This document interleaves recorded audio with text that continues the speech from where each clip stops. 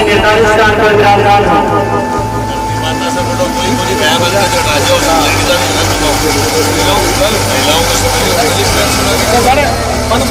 आगे का हमारे जिले के लोकप्रिय सांसद माननीय सुमेरन जी, आज के मुख्य अतिथि पूर्व मंत्री माननीय प्रेम सिंह जी, यूआईटी के पूर्व चेयरमैन, एक ऐसे पुनीत कार्यक्रम में हमारे बीच इस कार्यक्रम के अध्यक्ष के नाते उपस्थित सीकर के लोकप्रिय सांसद स्वामी सुमेधानंद जी, इस कार्यक्रम के मुख्य अतिथि राजस्थान के भामाशाह सम्मानीय प्रेम सिंह जी बाजवा, सरस्वती संगीत पत्रकार माला होकर स्वागत करते हुए बहुत ही ऐतिहासिक घड़ी है ये। तालियों की जोरदार गड़गड़ाहट से स्वागत होना चाहिए।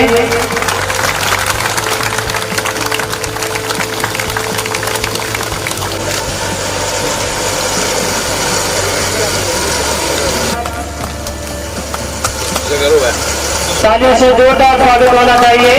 बहुत ही ऐतिहासिक क्षण है मंगरा सिंह की इस पावन धरा पर एक शहीद परिवार का सम्मान होता हुआ। आपकी जानकारी के लिए बता दें कि अमर शहीद राइफलमैन भंवरलाल बिजारनिया ने भारत पाक युद्ध 1971 में शहादत दी थी। जो भंवरलाल जी बिजारनिया अमर रहे, अमर रहे, अमर रहे, अमर रहे। शहीद भंवरलाल जी बिजारनिया अमर रहे, अमर रहे, अमर रहे। शहीद भंवरलाल जी अमर रहे, अमर रहे, अमर रहे। भारत माता की, भारत माता की। मंगरा सिंह की धरती पर बहुत जोरदार अभिनंदन करते हैं, बहुत स्वागत करते हैं। वो इसलिए करते हैं कि इस मंगरासी गांव को भी ये पता नहीं था कि यहाँ पर शहीद भंवरलाल बिजारनिया कोई व्यक्ति है। बताओ भाई, 50%, 60% लोगों को ही नहीं पता था, केवल 10% लोगों को पता था। तो यदि शहीद का दर्जा तो सरकार ने दिया, लेकिन उनके प्रति मान सम्मान दिलाने वाले आदरणीय बहादुर साहब हैं। लेकिन बहादुर साहब ने शहीदों के लिए 25 करोड़ रुपए दिए हैं। इस राजस्थान में 25 करोड़ रुपए, और उन शहीदों को नमन किया है, उस मातृभूमि को नमन किया है। और उनके माता पिता के प्रति यूं कह सकते हैं कि इन्होंने किया कुछ नहीं किया। ये किसी बात करते हैं तो कैसा मैं क्या कर रहा हूं, करने वाला कुछ और है। लेकिन उन्होंने मान सम्मान दिलाया है। 1971 में भंवरलाल जी शहीद हुए थे, और आज ये देखते हैं कि कोई व्यक्ति इस मंगरासी में कोई नहीं जानता था, लेकिन आज पूरे सीकर जिले में नहीं, पूरे राजस्थान में ये मूर्ति लगी है कि भंवरलाल जी बिजारनिया भी कोई शहीद हुए थे। तो इन्होंने कहा कि उनके परिवार के बच्चे को भी एक नौकरी मिलनी चाहिए, उनके आश्रित को भी एक नौकरी जरूर मिलनी चाहिए। तो ये करवाया आदरणीय बहादुर साहब। अब शहीद परिवार से मिलेंगे तो वहां कुछ देना भी पड़ेगा। तो उन्होंने खुद ने निर्णय किया कि जो वहां पर मूर्ति लगेगी वो मेरे पैसे से लगेगी। तो ऐसे व्यक्तित्व के धनी को हम बहुत बार बार धन्यवाद देते हैं कि शहीद होने के बाद वो इस देश की धरोहर है, देश की पूंजी है, और वो देवताओं के देवता है, देवता नहीं है, देवताओं के देवता।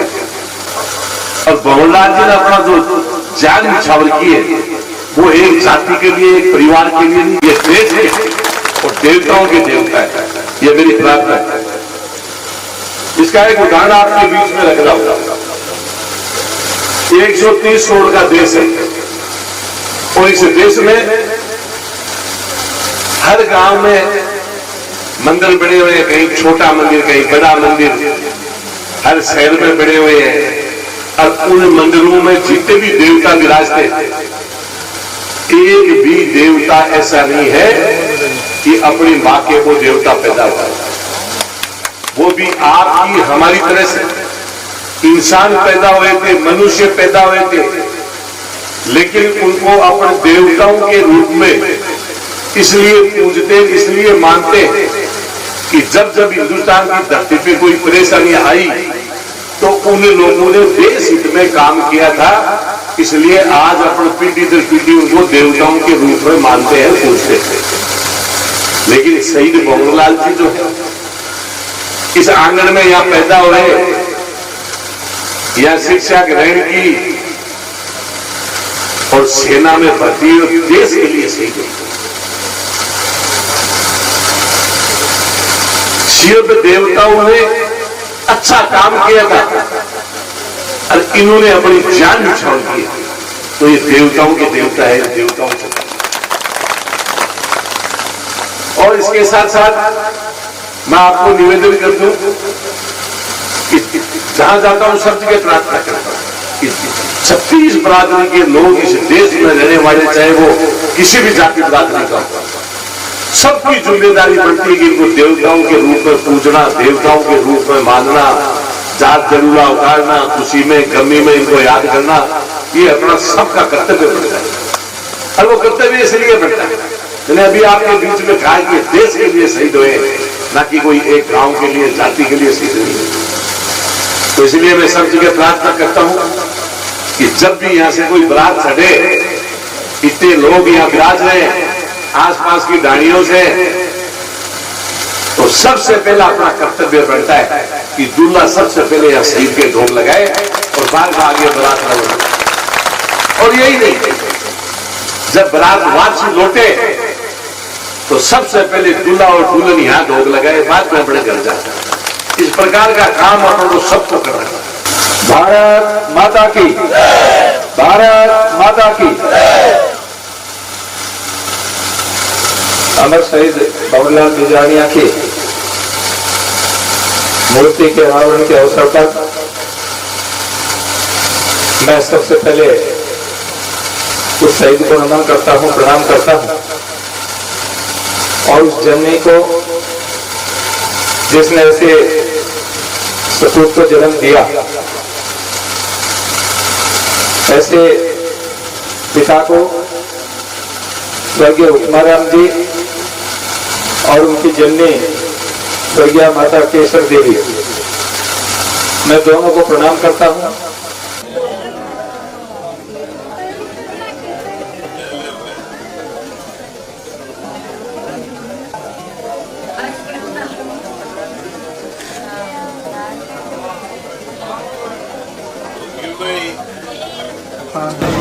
कि इस प्रकार के शहीदों से हमें प्रेरणा लेनी चाहिए और देश हित में हम उनका अनुसरण करते हुए, उनकी सेवा में उपस्थित होते हुए देश विकसित कैसे हो, देश आगे कैसे बढ़े, विश्व के एक नंबर पर देश हमारा कैसे है, इसके लिए सबको समर्पित होना चाहिए।